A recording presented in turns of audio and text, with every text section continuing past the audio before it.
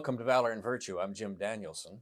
Today we have with us Petty Officer First Class George Clark, United States Marine Corps retired. Petty Officer Clark was a corpsman in the Navy, and we'd like to begin by asking you to tell us a little bit about yourself and what led you to become a corpsman in the Navy. I was 18 when I signed up.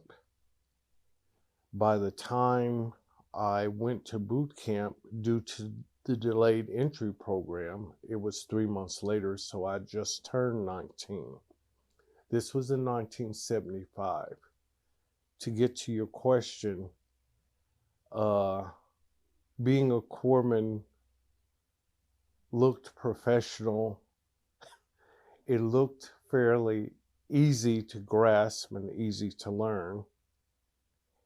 And it basically was my ticket away from home and being a grown man, because I just graduated high school. I didn't have stars in my eyes or anything like that, but I'm from St. Louis. I wanted to get the heck out of St. Louis, and I wanted to be on my own. And so when the Navy recruiter called me and I went down for my initial sit-down interview, and he said, "Well, what do you think you'd like to do in the Navy?" And that opened up an interesting aspect with me, because I knew nothing about the Navy at that time. I thought, okay, you get on a ship and you sail. And that was my simplistic view. But of course, when I was confronted, well, what do you actually want to do in the Navy? And of course, they had the occupational manual, and we're flipping through. And I saw this picture of a corpsman in a hospital, of course. And I said, that looks professional. I says to myself, that looks professional. It looks like it'd be easy to learn. And it looks like a nice soft berth. So on the basis of that alone, of course, mind you, I'm 18, 19. I picked that. There's nothing more to it than that at that point. That's what led me to be a corpsman, quite honestly, at that point. Well, now there was another question I was going to ask Yes. you. Perhaps we can get to it, but what you just said makes me want to sort of run this by you. You're that age. You take a decision that we could agree, wouldn't it, is largely uninformed. Yes. But it sets you off on a life path. The trajectory it set me on, I could have never anticipated. No. Yeah.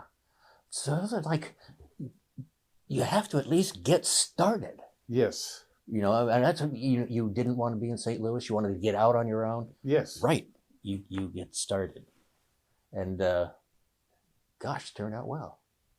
It did. It totally changed my life. I was always sort of caregiving oriented.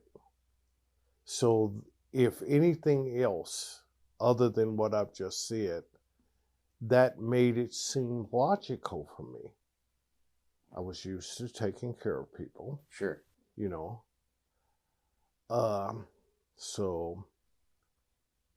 And I think the fact that I was an only child had a lot to do with the drive to break out and do something, you know. Now, where's when you leave boot camp, you go to school? Yes. Now, what do you call that? A school? That would be a school, hospital course school. And where was that? That was San Diego. Now, when you were going through that, did you think it was easy to learn? No, that was and my first awakening to the complex situation I'd gotten myself into. Oh, yes, sure. Of course, it's a 12-week course. It's a very comprehensive, very concentrated. You have to learn a lot in a short time. And so it was challenging, to say the least. But, you know, it was too late to turn back or anything. That's right, yeah. And I didn't, okay, we're going to get to this sooner or later anyway. When I found out about the Navy Marine Corps connection, it wasn't until I got in school, because the recruiter didn't say anything whatever about the Marine Corps. That's unusual, don't you think? We'll leave that alone. But so we were on class break. This was about two or three, no, not even that, maybe 1 or 2 weeks into the A school course. We were on class break, which was 3 or 4 minutes usually between subject matter courses. And we're all hanging out. And the class was about 45 of us, maybe. And our instructor walks in, calls us to attention. He says, this is not part of the course now. But he says, I have but 2 facts to impart upon you gentlemen. And like we're all smart aleck kids, basically. Median age from anywhere from 18 to 22, 23. There were a couple of old guys who had been to college or were previously enlisted. But anyway, he says, the United States Marine Corps falls under the Department of the United States Navy. He pauses for effect about 10 or 15 seconds.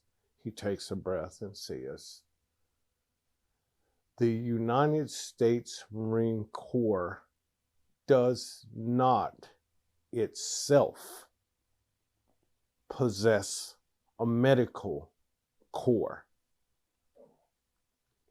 I don't know if those were the exact words, but he was imparting that the Marine Corps of it in itself didn't have a medical corps. And he exits the room.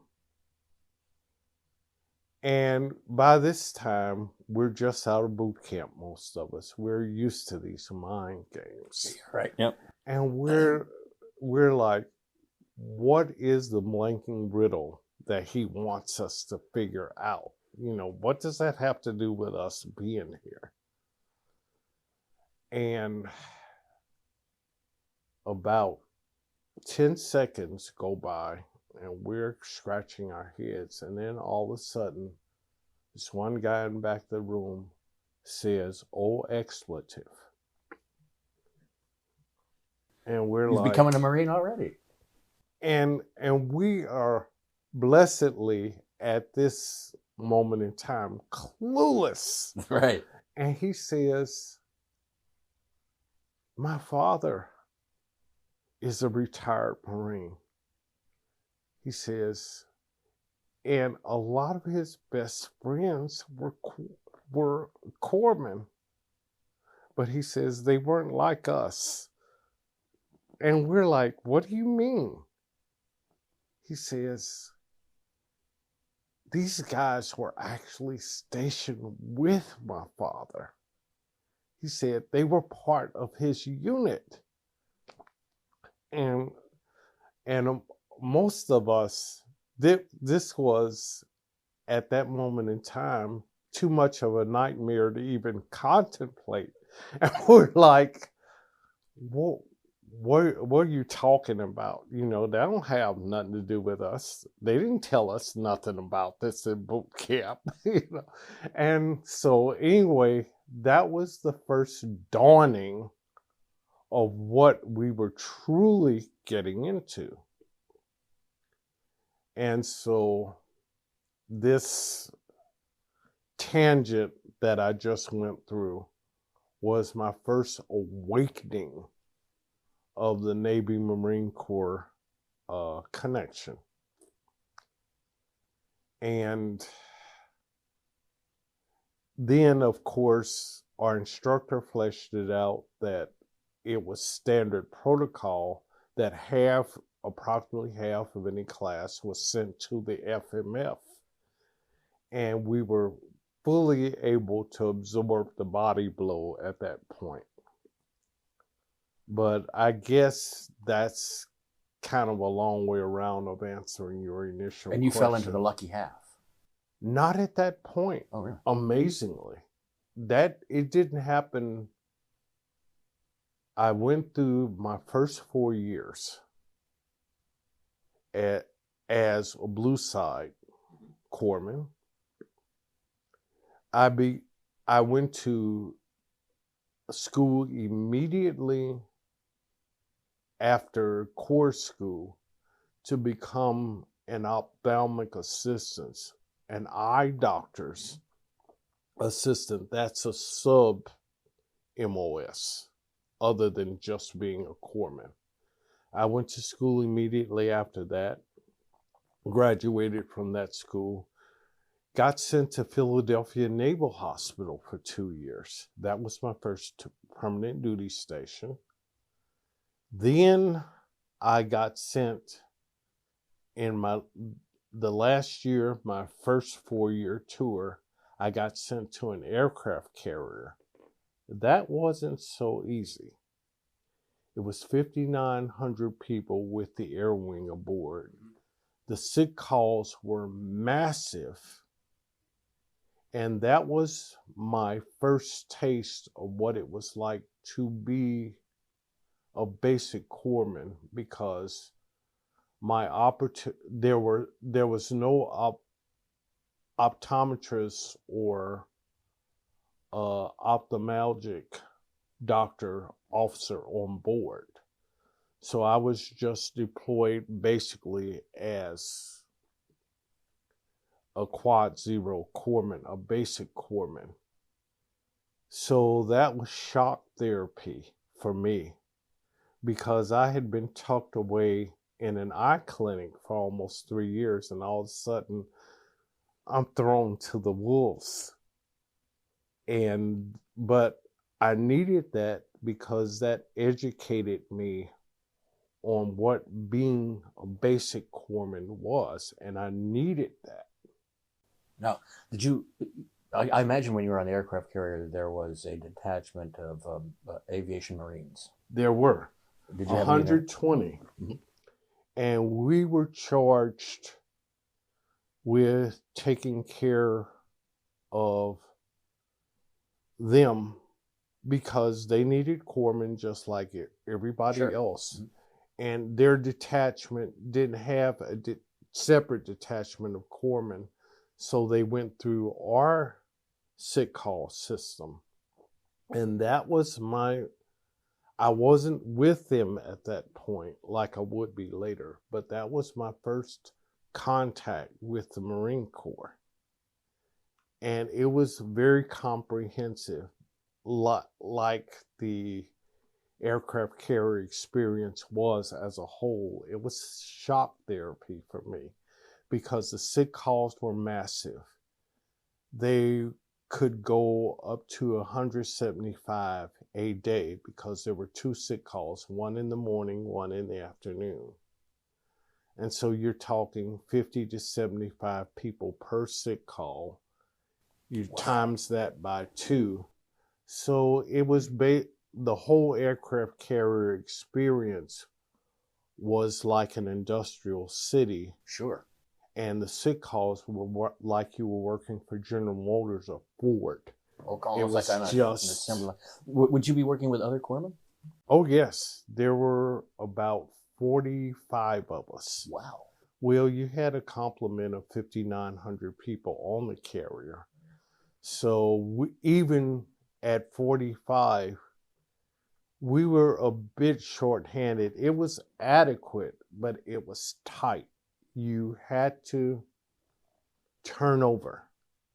And that's what I meant by shock therapy, because you Oh, had to right, sure. handle a bunch of people medically in a very short time, tend to their needs if they were sick, maintain their health if they were healthy.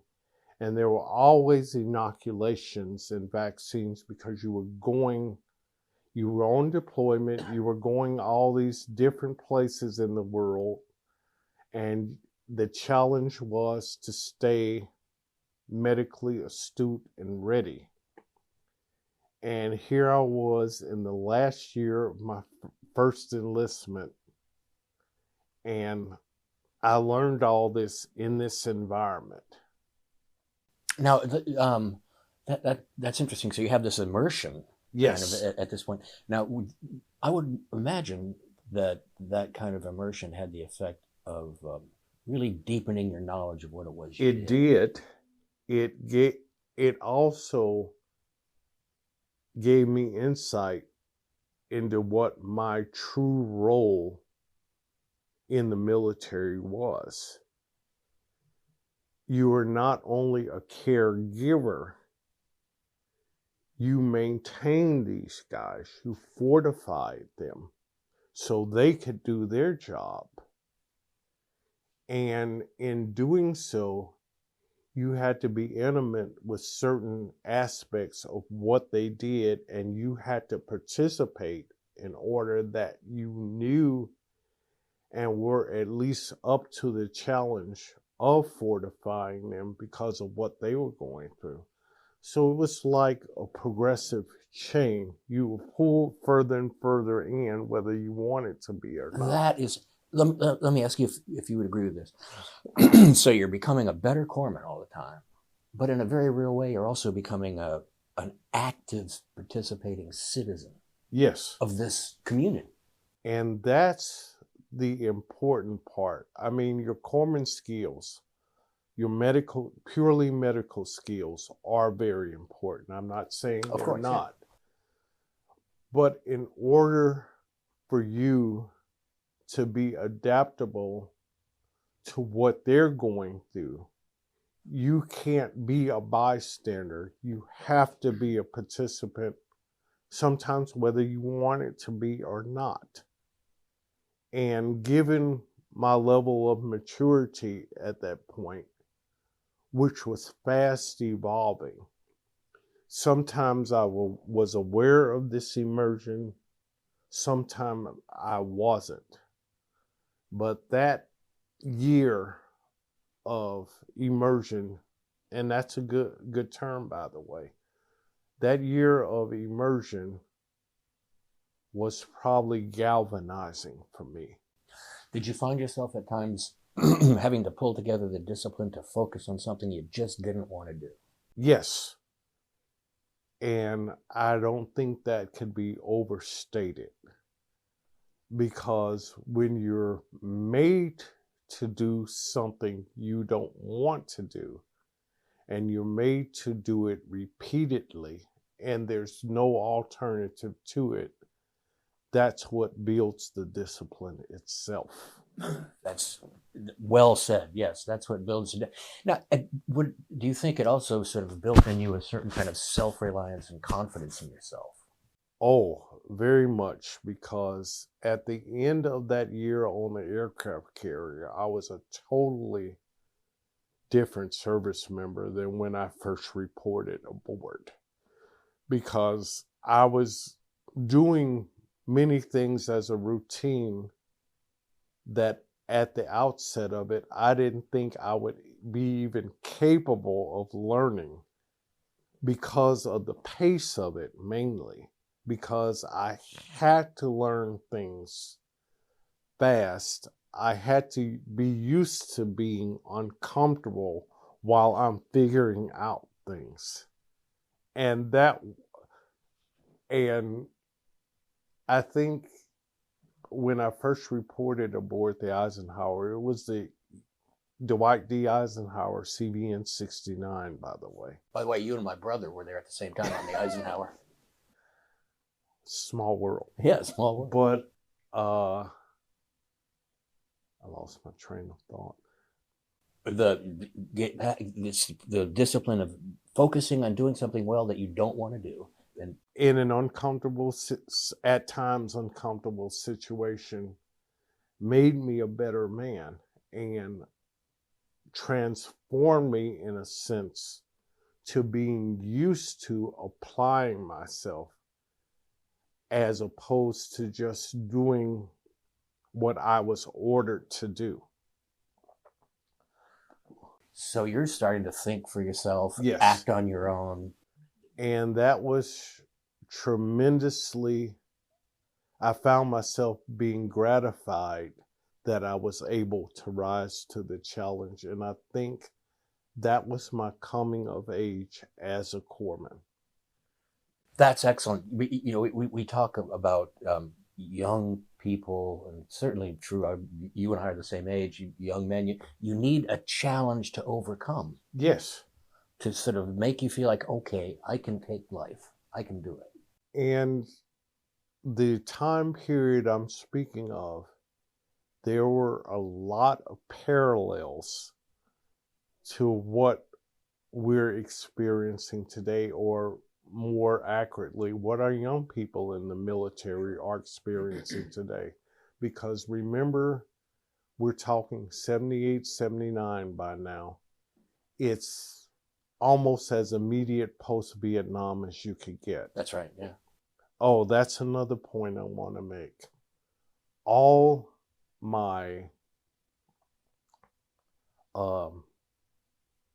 superior petty officers, almost all of them, and for that matter, the staff NCO, the NCOs and staff NCOs that were in the MARDET, a lot of them at that point were Vietnam vets. Wow. These are guys who were 5, 6, 7 years older than I was at that point. Their senior staff, their NCOs, their staff NCOs, and a lot of them were the tail end of the active part of Vietnam. So these were our mentors, and they felt an obligation to prepare us for whatever it was they had gone through, their coming of age, what they learned, what they experienced. They were determined to pass it on to us so we would be prepared, in a lot of cases more prepared than they were, for whatever was coming up next. That's, it's important, but society in general has to be like that. Yes. If we don't accurately prepare the next generation for life, they're going to struggle more than they should. Yes. And this was another aspect of that immersion that we spoke of early. Right. Because all my immediate mentors and instructors had this one central goal in mind. They were going to inoculate us, instruct us, so that we would be prepared, so that we wouldn't be as vulnerable as perhaps they felt when they were going through their experiences, however traumatic they may have been. But they wanted the next generation that they were instructing, that they were nurturing, to be more protected in a self-reliant way. So these clearly were men who took every aspect of their work seriously. Yes. Including preparing the next generation of us. And if they had to traumatize us a little to do it, they were not above that. Good. I'll just put it that way. Well, now, as you're going along, do you end up mentoring younger Yes, corpsmen but behind that's later. But anyway, let's close out Sure, yeah. this. So I get to the end of my first hitch, which was 4 years, 75 to 79. I decided I was all about re-enlisting, but I wanted to re-enlist to get off the Eisenhower because, like I said, the sick calls were massive. We had gone on a 7-month cruise. 6 months was usually the standard, but because we were on a nuclear aircraft carrier, and at the time, the flagship of the Atlantic Fleet, because it was new, it was barely 1 year out of commissioning when I reported. So everything had to be top notch, which meant we were working 28 hours a day, 8 days a week, it felt like. And there was never any let up. And at the time my 4-year hitch came to a close and I was up for enlistment. By this time, I'm a petty officer 3rd class, senior petty officer 3rd class. I'm up for 2nd class. I thought, well, I want to stay in the Navy because this hasn't worked out badly, but I want to get the heck off this ship. Right. They told me, well, you have to do another training cycle, which is roughly 8 or 9 months, and then you have to do another deployment. And of course, by this time, I'm 23 years old. And just enough confidence to be dangerous. And so I said, no. I said, if this is all you have to offer, I'm out of here. Being rash. So I got out. And I thought, since they wouldn't give me what I wanted, which that was the selfish part of me that had not been extinguished, even with the better qualities that experience gave me. I still wanted what I wanted, and that was not another year and a half on the Eisenhower, taking care of almost 6,000 people. So I got out September of 79 and went back to St. Louis, which I almost knew immediately was a mistake. Because, like I said, by this time I'm 23, it's 4 years later.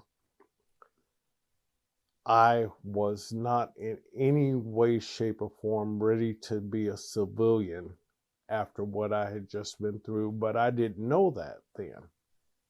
I just thought I'd go back and everything would be the same as it was, but I wasn't the same as I was. And initially, when I first got back home after the novelty of no longer being under strict lock and key anymore wore off, I was almost frightened at how much I had changed, because I went back to my same old friends I'd graduated high school with, none of whom had been in the military.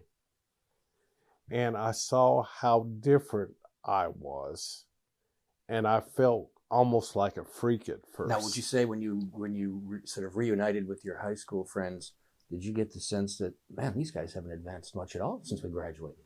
That's exactly the point I'm getting to.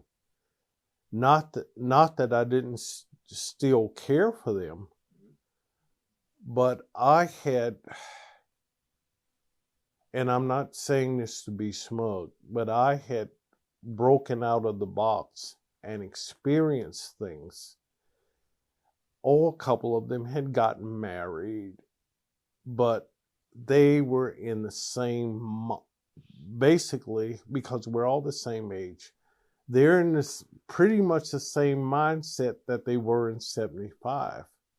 Right, right. I had grown up in that sense. I'd become more responsible and, to even my surprise, a lot more disciplined than I thought I was. And that created a gap between us. Although the friendship was still there, we were different people. We had different standards. And at first I was in denial. I said, oh, I just need to get over it and get back in the swing of things. But that wasn't going to happen. I saw things a lot differently. I wasn't in any way dependent on my parents. In fact, when I first moved back in, I insisted on paying them rent because I didn't want to be reabsorbed Sure. Right. as the 19-year-old that I was when I left. I wanted to keep that door open. Even if it was subconscious, I still wanted to be my own person. A lot of them were still satisfied being adjacent to their original family unit. Sure. Which, that's not anti-family. No. But they weren't willing to fully break away from the nest. They had that safety net. When they messed up, they could always go back.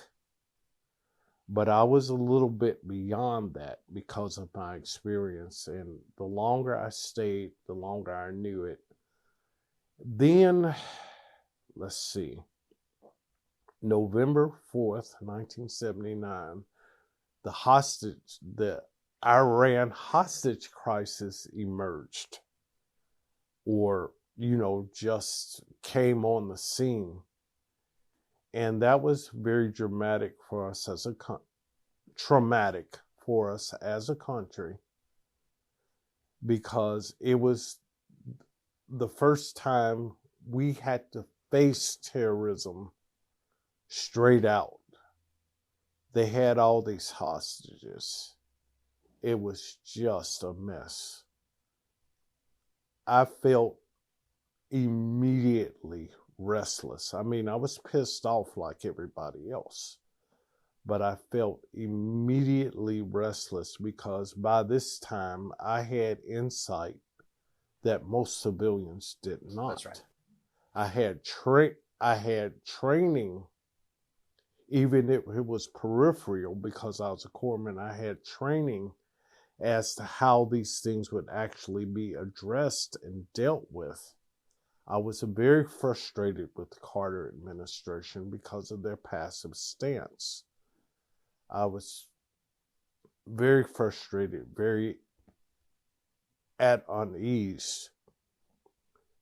I remember that was the first rumblings of me thinking I wanted to re-enlist.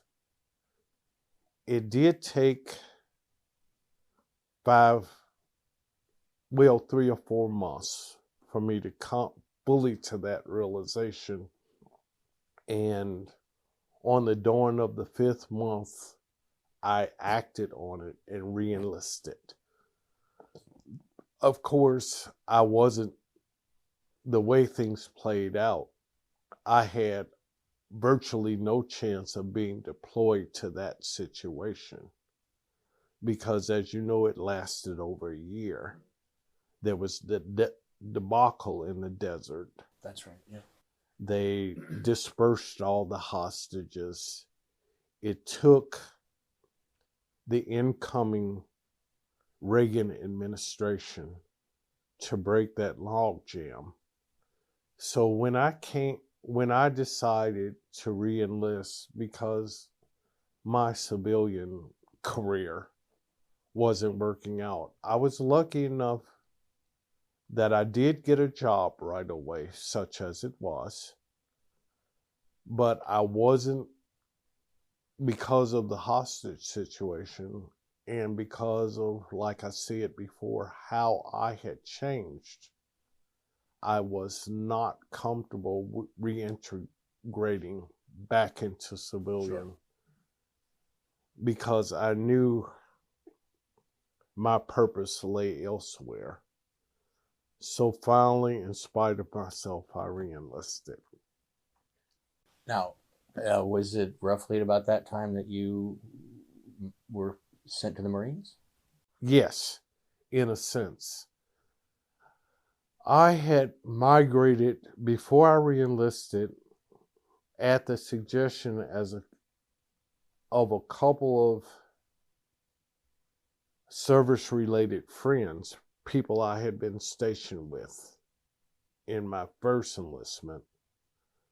I relocated to San Diego, of all places. Wow. And that was 3 months prior to my enlisting. But me being in San Diego, which is essentially a military town, right, sealed the deal. It was a Navy military town, and my own restlessness, my move to San Diego merely became an interlude to my re-enlistment into the Navy. And the first place I was sent after re-enlistment, faithfully, was MCRD San Diego, branch clinic. And whatever questions you want to ask after that, I'm sure are pertinent. But in a sense, at that point, the rest was history, because that was my first partial integration into the Marine Corps, into the Marine Corps way of thinking. And from that point, there was no turning back. I was on a Marine Corps base. I was at a Marine Corps training facility, right, so I could see the installation of Marine Corps values firsthand. And I was actually a part of that. And that pretty much sealed the deal for me for the rest of my career. Go ahead. I'm sorry. I don't want to jump ahead. I know our time is not limitless, but I do have to say, at this point, I almost knew I would never be strictly blue side again, because being stationed at MCRD San Diego, for protocol as well as historical reasons, is an event in itself. Sure, yeah. And it's not something you can shake off or wash off at the end of 2 or 3 years, or however long you're there. You're pretty much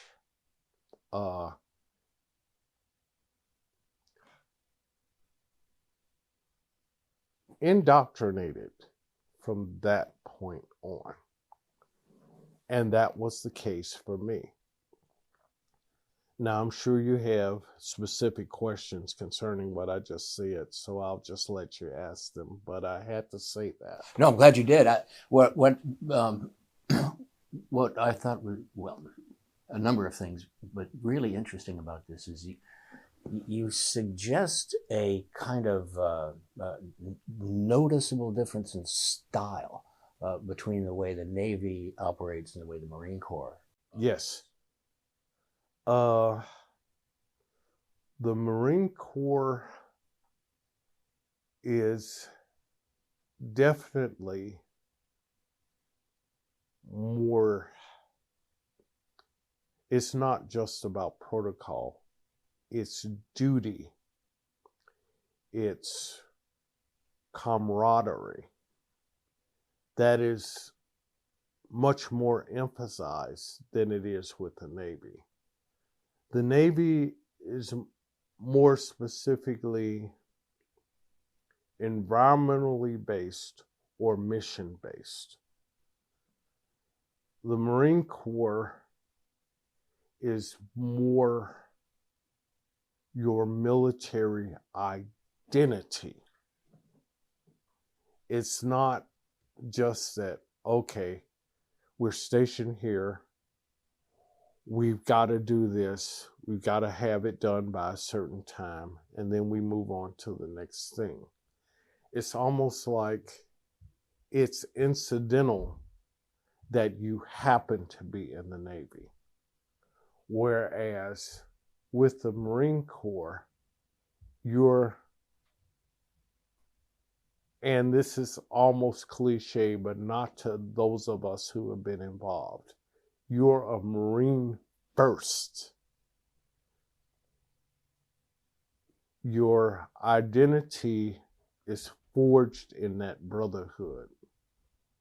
The missions and everything are important, but the reason you exist to do these missions is that you're part of this band of brothers. You're part of the Marine Corps.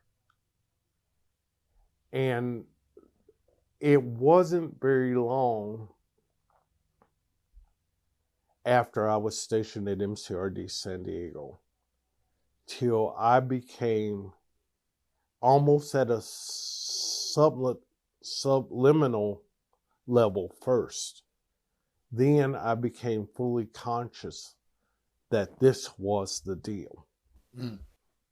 And I was humbled at first to be peripherally a part of it.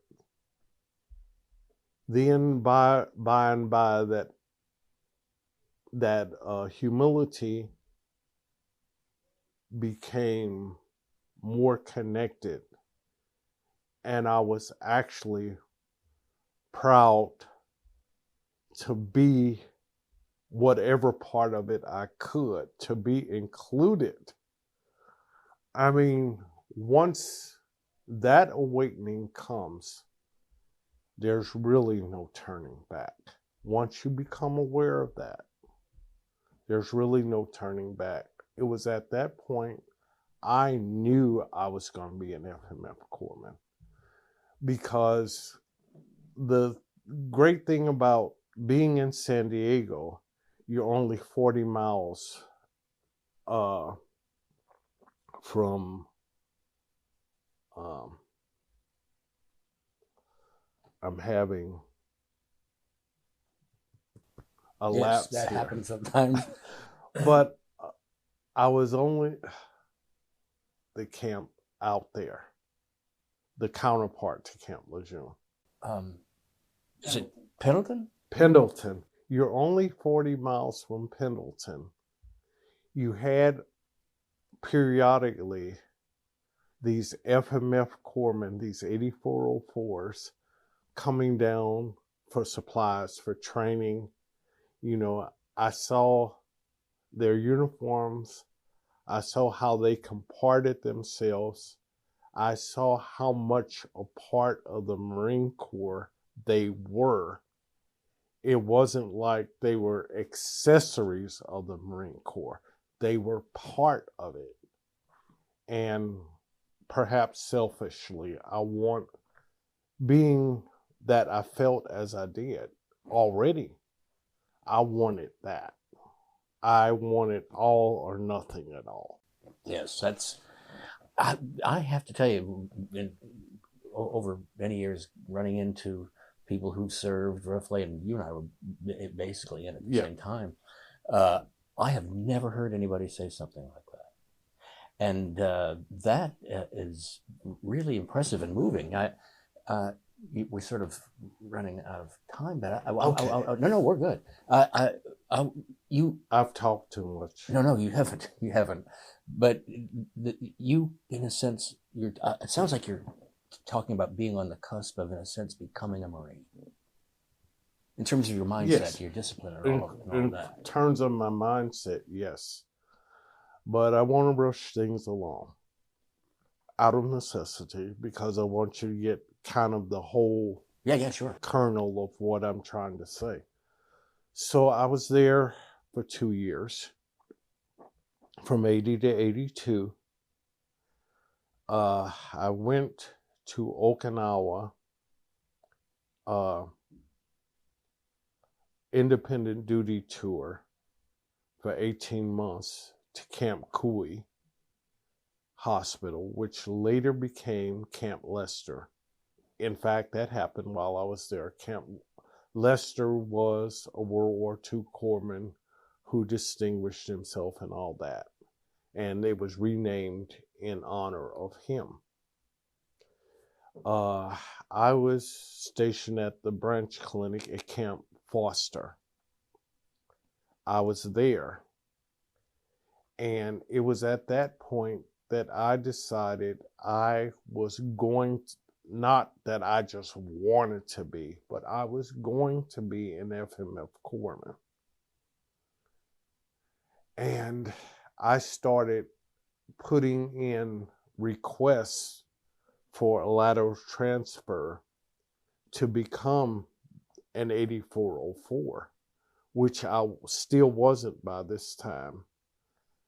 My friends, my other corpsman comrades thought I had lost my mind. They were like, why would you're comfortable, you're safe, why would you want to go to the Fleet Marine Force? Why? I'm like, I have to. I says, by this time, of course, I knew I was going to be in the Navy for 20 years at least. The field I was in was very narrow. There wasn't a lot of room for advancement unless somebody died or retired. And I knew my skills that I had learned on the carrier were starting to erode because I hadn't had a chance to really practice them. I said, if I'm going to advance at all, and if I'm going to reach my true potential as a corpsman, by this time I fully realized that. I said, this is my last chance to be what I want to be. Plus, time was catching up with me. By this time, I'm 26. Sure. You can feel old age coming. I told, in fact, of course, in Okinawa, you can only talk to your monitors, the people who determine where you were going to be sent next, by Audubon. Remember Audubon? I've heard of it. I don't remember that one. It was a military phone system that's absolutely obsolete now. But in '83, there were no cell phones. There were damn few satellites, and communication for the average Joe was still strictly analog. Audubon was just an analog system that was direct from military to military unit.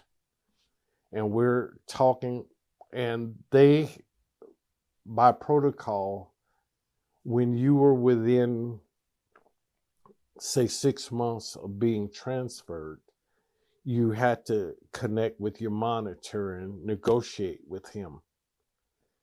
And by this time, I had already sent in 2 or 3 special requests to transfer, and they were denied because they thought I was a kook. So I finally get to talk to him when I'm over in Okinawa.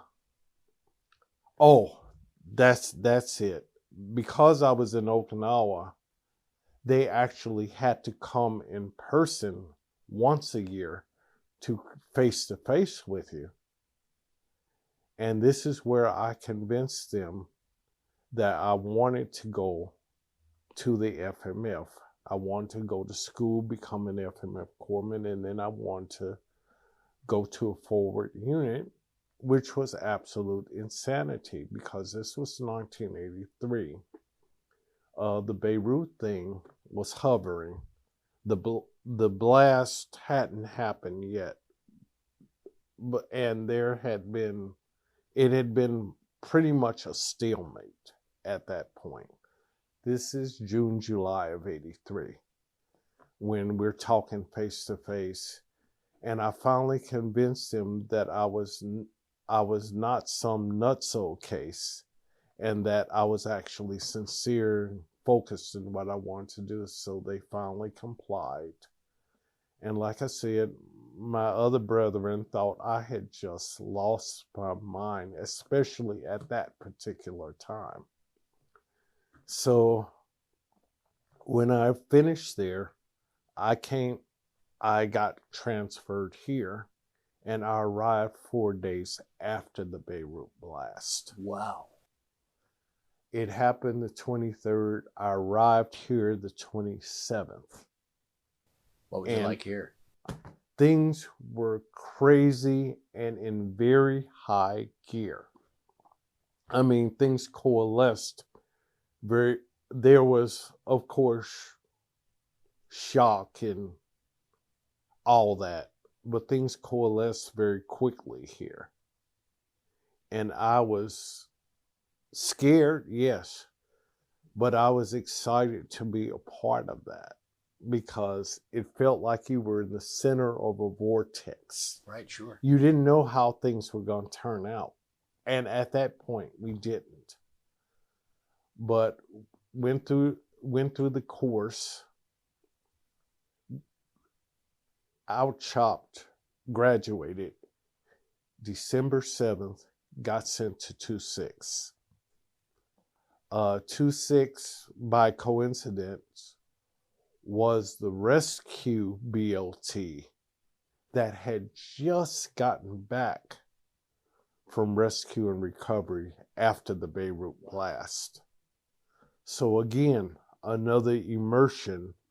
By extension, yes, but these were people who had been on the ground in the immediate aftermath. Yeah. And the things they saw, again, this was a pivotal time for us as a military, because just like the Iran hostage crisis, this was another terrorist incursion, only much more direct. That's right. Yeah. And to wrap this up, because I know we are running out of time, literally the rest of my career was based out of here, was out of Camp Lejeune, except for 4 years in between my 2 tours that I went to, what else? Paris, Holland. Oh, great. I was there 4 years. Did the sand fleas get you? Oh, yes. To expedite things, there was nothing there other than a much more profound historical sense. Sure, right. That hadn't happened at MCRD San Diego. Right. But now the only difference is I was no longer peripheral. That's right. Oh, I right. was in it, thoroughly immersed. Right. And that's where my career as a mentor really started. Because by this time, I'm in my early to mid 30s. Sure, yeah. There are young corpsmen under me. Right. And I'm passing all of this on to them, because by then I had done a 3-year tour up here 2-6, and Headquarters Battalion combined. 2-6 was the lengthier, it was 25 months. Headquarters Battalion was a year. I did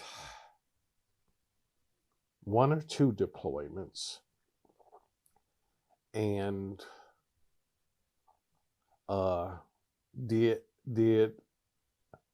winter mountain warfare training in Bridgeport, California, which was an experience in itself.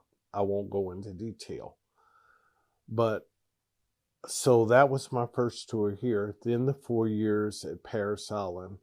Then my final 5 years back here, which meant 2 more deployments. Sure. And that brings me to my last deployment, where that it was a fitting way for an old FMF corpsman to end up. Sure. Because I was within the space of 3 years, 2.5 years, I did almost back-to-back med deployments. One with 2-4, which was then a part of 6th Marine Regiment. It was a med cruise. It was what it was, but it was, in terms of what could happen, it was pretty routine. It was uneventful. They saved the best and the worst for last. I got transferred to 1-8 after 2-4. I was told it was for training purposes. I was, of course, lied to. I did a training cycle, then I ended up going on yet another and my last med deployment. And that was pivotal, both pivotal and eventful, because within the same deployment, which it was anything but routine, we were almost immediately after we cross-decked at Rota, we were almost immediately, this is 1-8. We were sent to the Adriatic Sea, which was the outskirts of Bosnia, Right. because the whole BOT was designated to be the peacekeeping force when the Bosnia Accord was signed, which in late summer, early fall of '93 seemed imminent. So we had been staged and fully vetted and everything to be the BOT landing peacekeeping force. You know, shades of Beirut again. Sure, yeah. But and we were there for the better part of a month. Then came Black Hawk Down in Somalia. We were, the whole BOT within the period of 10, 11 days was totally removed from Bosnia, because that very suddenly became low priority. Right. And they were at a stalemate anyway. There weren't any active hostilities going on by this time. And we were transported to literally the other side of the world. Within 10, 11 days, we were Tutumu, an armada of almost 30 ships. We were Tutumu. We were joined by the 13th BU out off the West Coast. They were snatched out of their regular rotation. We formed a 64-ship armada off the coast of Somalia. And that was the career capping experience, because we were there for 32 days. we were after action. We were strictly rescue, recovery, humanitarian, and there was a lot of work to do. Not only because of what had happened to the Army contingent that had basically been under, they went in for an extraction mission, which totally fell apart. They were under siege for like almost 2 days, and the survivors finally emerged or were rescued from the wreckage. And we were left with picking up the pieces, rescuing who we could, humanitarian for the Somalian civilians. Their infrastructure was totally gone. Wow. The results of inhumanity, unfortunately, we got to see firsthand. I only say all that to say this is as close to actual combat as I was actually close to.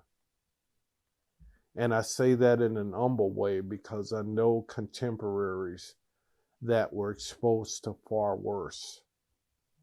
But from what I saw, that's as close as I ever want to be, because you saw corpses, both animal, human, in the streets. You saw just total devastation across the landscape that we were allowed to see.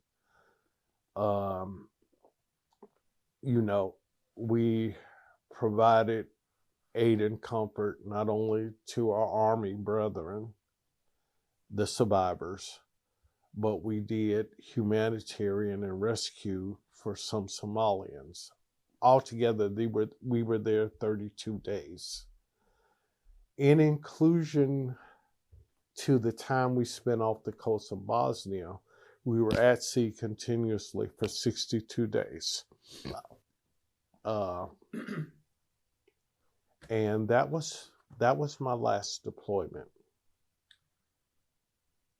What a great story. This has been really interesting. Petty Officer First Class George Clark, we thank you very much. Thank you.